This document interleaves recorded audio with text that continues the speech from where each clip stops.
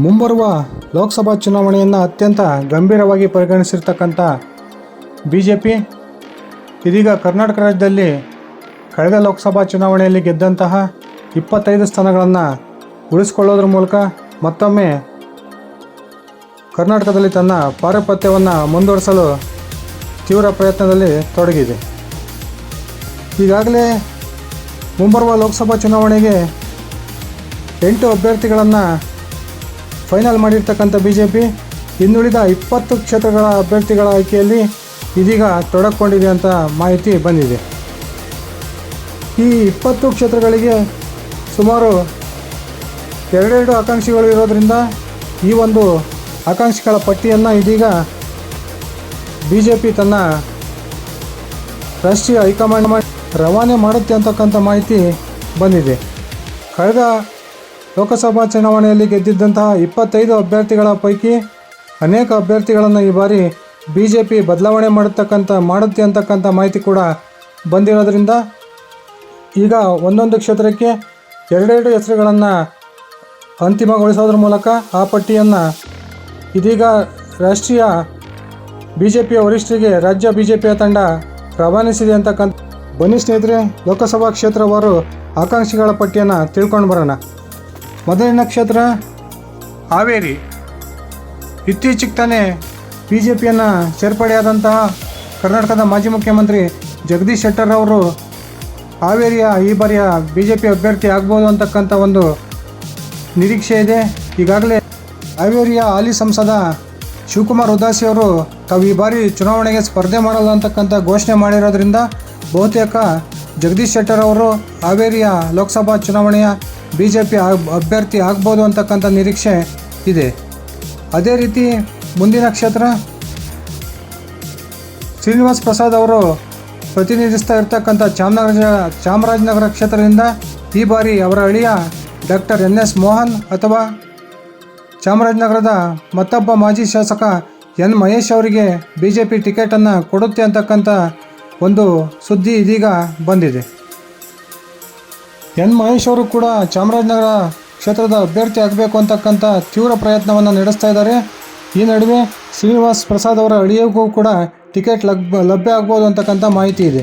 ಅದೇ ರೀತಿ ಮಂಡ್ಯ ಕ್ಷೇತ್ರದಿಂದ ಈ ಬಾರಿಯೂ ಕೂಡ BJP ತನ್ನ ಅಭ್ಯರ್ಥಿಯನ್ನಾಗಿ ಸುಮಲತಾ ಅವರ ಹೆಸರನ್ನು ಫೈನಲ್ಗೊಳಿಸಿದೆ. ಕೊನೆ ಕ್ಷಣದಲ್ಲಿ ಈ ಕ್ಷೇತ್ರ JDSನ ಪಾಲಾದರೆ ಆವಾಗ ಅಭ್ಯರ್ಥಿ ಮಂಡ್ಯ ಕ್ಷೇತ್ರದಿಂದ ಬದಲಾವಣೆ ಆಗ್ಬೋದು. ಒಂದು ಪಕ್ಷ BJPಗೆ ಈ ಕ್ಷೇತ್ರ ಲಭ್ಯವಾಗಿದ್ದೇ ಆದರೆ ಸುಮಲತಾ ಅವರು ಮತ್ತೊಮ್ಮೆ BJPಯ ಅಭ್ಯರ್ಥಿ ಆಗೋದ್ರಲ್ಲಿ ಯಾವುದೇ ಒಂದು ಸಂಶಯ ಇಲ್ಲ.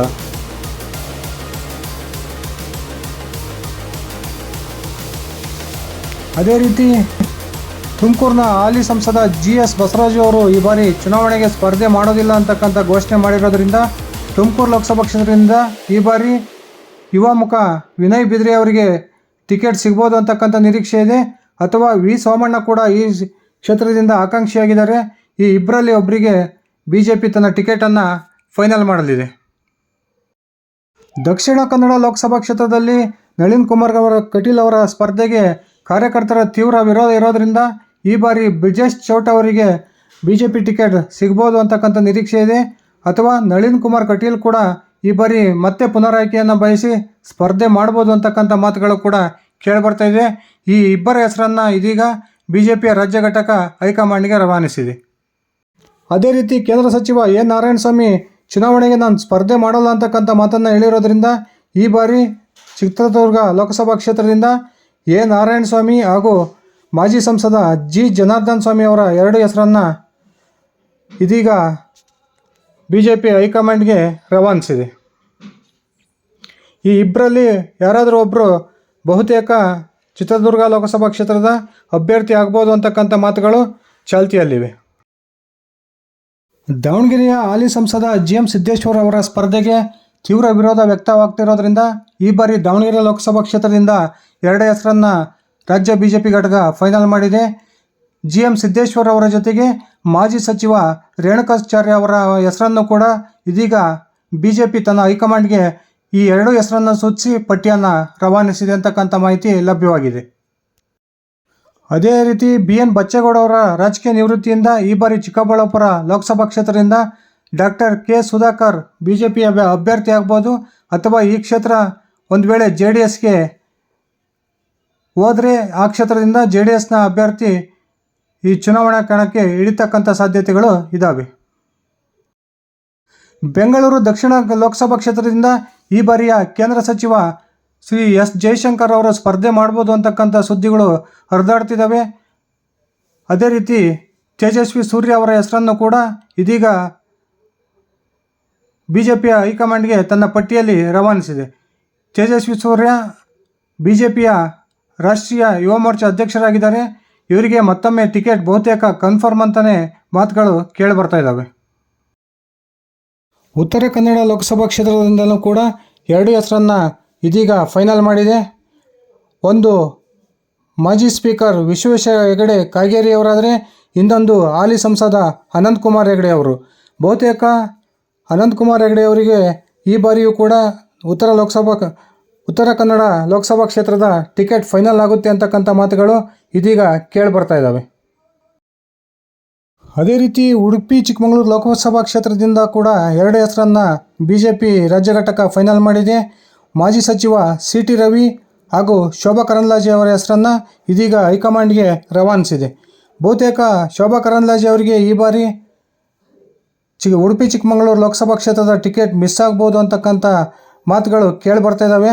ಇದನ್ನು ಕಾದು ನೋಡಬೇಕಾಗಿರ್ತಕ್ಕಂಥ ವಿಷಯ ಆಗಿದೆ. ಬೆಂಗಳೂರು ಉತ್ತರ ಲೋಕಸಭಾ ಕ್ಷೇತ್ರದಲ್ಲಿ ಸದಾನಂದ ಗೌಡರವರು ಈ ಬಾರಿ ಚುನಾವಣೆಗೆ ಸ್ಪರ್ಧೆ ಮಾಡಲ್ಲ ಅಂತ ಘೋಷಣೆ ಮಾಡಿದ್ರಲ್ಲ, ಅದಕ್ಕಾಗಿ ಇದೀಗ ಬಹುತೇಕ ಶೋಭಾ ಕರಂದ್ಲಾಜೆ ಅವರು ಬೆಂಗಳೂರು ಉತ್ತರ ಲೋಕಸಭಾ ಕ್ಷೇತ್ರದ ಅಭ್ಯರ್ಥಿ ಆಗ್ಬೋದು ಅಂತಕ್ಕಂಥ ಮಾಹಿತಿಗಳು ಇದ್ದಾವೆ. ಆದರೆ ಇದೀಗ ಮತ್ತೊಮ್ಮೆ ನಾನು ಸ್ಪರ್ಧೆ ಮಾಡ್ತೀನಿ ಅಂತಕ್ಕಂಥ ಮಾತನ್ನು ಸದಾನಂದ ಗೌಡ ಅವರು ಈಗಾಗಲೇ ಹೈಕಮಾಂಡ್ಗೆ ತಿಳಿಸಿದ್ದಾರೆ ಅಂತಕ್ಕಂಥ ಮಾಹಿತಿ ಕೂಡ ಲಭ್ಯವಾಗಿದೆ. ಕಾದು ನೋಡಬೇಕಾಗಿದೆ, ಶೋಭಾ ಕರಂದ್ಲಾಜೆ ಬೆಂಗಳೂರು ಉತ್ತರದ ಅಭ್ಯರ್ಥಿ ಆಗ್ತಾರಾ ಅಥವಾ BJP ಮತ್ತೊಮ್ಮೆ ಸದಾನಂದ ಗೌಡರಿಗೆ ಮಣೆ ಹಾಕುತ್ತಾ ಅನ್ನೋದನ್ನು ಕಾದು ನೋಡೋಣ ಸ್ನೇಹಿತರೆ. ಬೀದರ್ ಲೋಕಸಭಾ ಕ್ಷೇತ್ರದಲ್ಲಿ ಹಾಲಿ ಸಂಸದ ಕೇಂದ್ರ ಸಚಿವ ಭಗವಂತ ಖೂಬಾ ಅವರ ಸ್ಪರ್ಧೆಗೆ ತೀವ್ರ ವಿರೋಧ ಇರೋದರಿಂದ ಈ ಬಾರಿ ಈ ಕ್ಷೇತ್ರದಿಂದನೂ ಕೂಡ 2 ಹೆಸರನ್ನು BJP ಹೈಕಮಾಂಡ್ ಫೈನಲ್ ಮಾಡಿದೆ.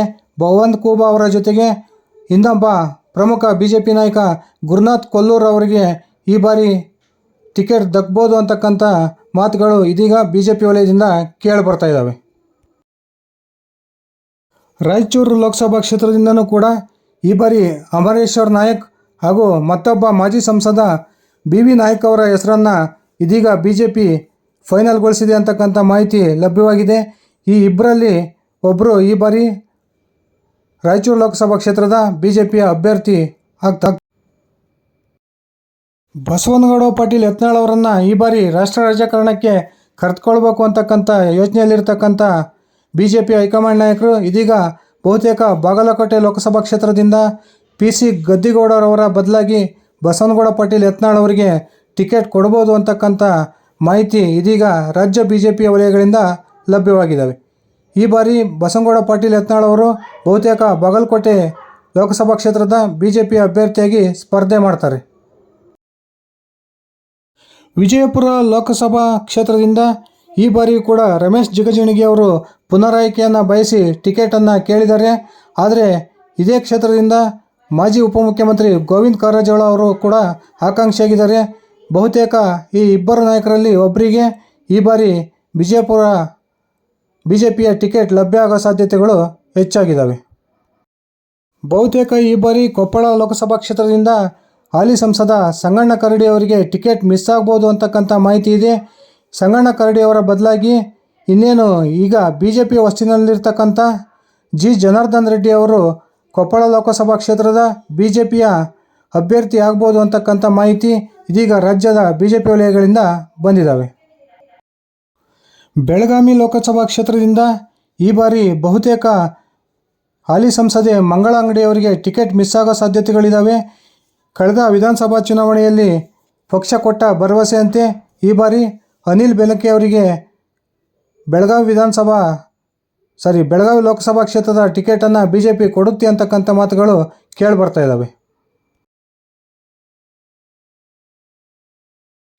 ಹಾಲಿ ಸಂಸದ Y ದೇವೇಂದ್ರಪ್ಪನವರ ಸ್ಪರ್ಧೆಗೆ ತೀವ್ರ ವಿರೋಧ ಹಾಗೂ ವಯಸ್ಸಿನ ಕಾರಣದಿಂದಾಗಿ ಬಹುತೇಕ ಈ ಬಾರಿ ಬಳ್ಳಾರಿ ಲೋಕಸಭಾ ಕ್ಷೇತ್ರಕ್ಕೆ ಬಿ ಶ್ರೀರಾಮುಲು ಅವರು BJP ಅಭ್ಯರ್ಥಿ ಆಗ್ತಾರೆ ಅಂತಕ್ಕಂಥ ಮಾತುಗಳು ಕೇಳಿಬರ್ತಾ ಇದ್ದಾವೆ. ಈ ದೇವೇಂದ್ರಪ್ಪ ಹಾಗೂ ಶ್ರೀರಾಮುಲು ಅವರ ಎರಡು ಹೆಸರನ್ನು ಕೂಡ BJP ಇದೀಗ ಹೈಕಮಾಂಡ್ಗೆ ರವಾನಿಸಿದೆ. ಈ 20 ಕ್ಷೇತ್ರಗಳ ಅಭ್ಯರ್ಥಿಯ ಆಕಾಂಕ್ಷಿಗಳ ಪಟ್ಟಿ ಈ ರೀತಿಯಾಗಿದೆ ಸ್ನೇಹಿತರೆ. ಕಾದು ನೋಡೋಣ ಇದರಲ್ಲಿ ಎಷ್ಟು ಬದಲಾವಣೆಗಳಾಗ್ತವೆ ಮುಂದೆ ತಿಳ್ಕೊಳ್ಳೋಣಂತೆ. ಇದಿಷ್ಟಾಗಿತ್ತು ಇವತ್ತಿನ ನನ್ನ ವಿಡಿಯೋ.